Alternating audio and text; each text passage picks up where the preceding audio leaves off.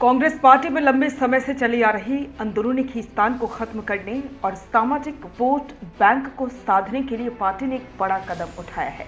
कांग्रेस ने देश भर से 24 बड़े नेताओं को शामिल करते हुए ओबीसी एडवाइजरी काउंसिल का गठन किया है।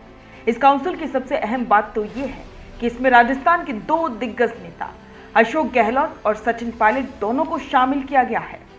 कांग्रेस के इस कदम को साफ तौर पर गहलोत और पायलट के बीच की दूरियां मिटाने की कोशिश माना जा रहा है। पार्टी अब चाहती है कि ये दोनों नेता एक साथ मिलकर काम करें ताकि पार्टी की छवि मजबूत हो और संगठन में एकता का संदेश जाए। ओबीसी एडवाइजरी काउंसिल दरअसल कांग्रेस की एक नई टीम है जिसका मकसद है अन्य पिछड़ा वर्ग यानी कि ओबीसी समाज से जुड़े मुद्दों को समझना, उन पर काम करना और कांग्रेस की नीतियों में शामिल करना। इस काउंसिल के जरिए कांग्रेस ओबीसी वोटर्स के बीच पकड़ मजबूत करना चाहती है जो देश की सबसे बड़ी आबादी का हिस्सा है। राजस्थान कांग्रेस में गहलोत और पायलट के बीच का टकराव किसी से छिपा नहीं है। 2020 में जब सचिन पायलट ने बगावत की थी तो कांग्रेस की सरकार गिरते गिरते बची थी। तब से दोनों नेताओं के बीच रिश्ता ठीक नहीं रहा। अब जब दोनों को एक ही काउंसिल में शामिल किया गया है तो साफ है कि कांग्रेस हाईकमान ने यह फैसला सोच समझ कर लिया है। पार्टी चाहती है कि दोनों नेता आपसी मतभेद भुलाकर साथ काम करें। इससे पार्टी को राजस्थान में फायदा होगा और ओबीसी समाज के बीच भी एक अच्छा संदेश आएगा।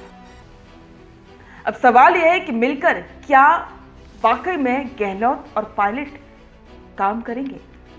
ओबीसी काउंसिल में होने की वजह से गहलोत और पायलट को अब एक साथ कई काम करने होंगे, जैसे कि ओबीसी समाज के मुद्दों को समझना और उनके लिए नीतियां बनाना, पूरे देश में ओबीसी सम्मेलन, बैठकें और जनसभाएं करना, पार्टी के घोषणा पत्र में ओबीसी के सुझावों को शामिल करना, राज्य स्तर पर समाज के लोगों से बातचीत करके सुझाव देना।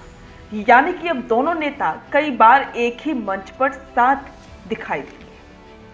राजस्थान में ओबीसी समाज की जनसंख्या काफी ज्यादा है। जाट, गुर्जर, माली, यादव, कुशवाहा जैसे समुदाय कई सीटों पर जीत हार तय करते हैं। सचिन पायलट खुद गुर्जर समाज से आते हैं और युवाओं के बीच उनकी अच्छी पकड़ है। वहीं अशोक गहलोत माली समाज से आते हैं और उनका लंबा राजनीतिक अनुभव है।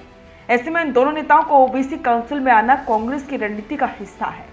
पार्टी एक और सामाजिक समीकरण साध रही है और दूसरी ओर अंदरूनी गुटबाजी भी खत्म करना चाहती है। बीजेपी पिछले कुछ सालों में ओबीसी वोटर्स को अपने साथ जोड़ने में काफी कामयाब रही है।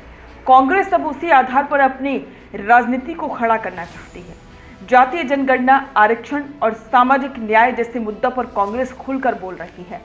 ऐसे में ओबीसी काउंसिल बुलाना और उसमें गहलोत पायलट जैसे नेताओं को लाना कांग्रेस की बड़ी रणनीति का हिस्सा है।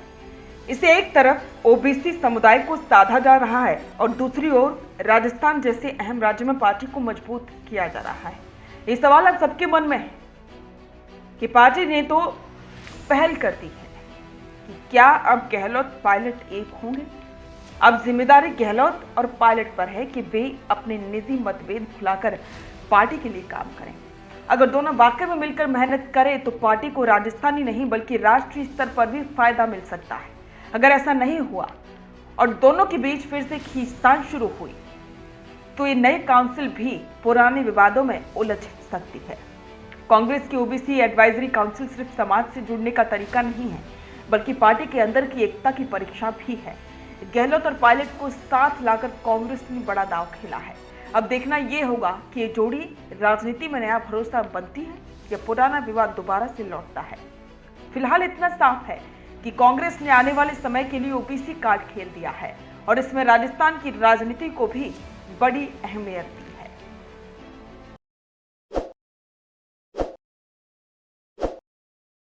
ताज़ा खबरों के लिए विजिट करें द फैक्ट इंडिया की वेबसाइट और डाउनलोड करें द फैक्ट इंडिया ऐप।